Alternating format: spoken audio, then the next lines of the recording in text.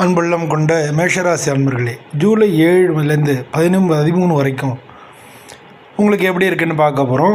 எவ்வளோ சவால்கள் இருந்தாலும் முடிவில் நன்மை தான். வேலையில் மாற்றங்கள் இருக்கிறதுக்கு ரொம்ப சான்சஸ் இருக்குது.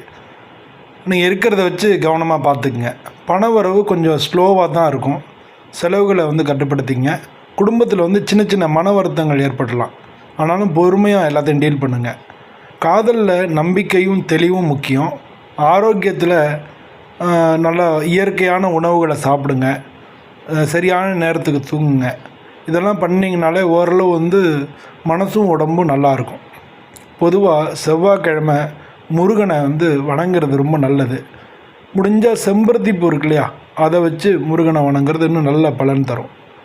இந்த வாரத்தை பொறுத்தளவில் செவ்வாய் உங்களுக்கு அதிர்ஷ்டமான நாளாக இருக்குது. நீங்கள் இந்த ஷார்ட்ஸ் பிடிச்சிருந்தால் சப்ஸ்கிரைப் பண்ணுங்கள், ஷேர் பண்ணுங்கள். எல்லாருக்கும்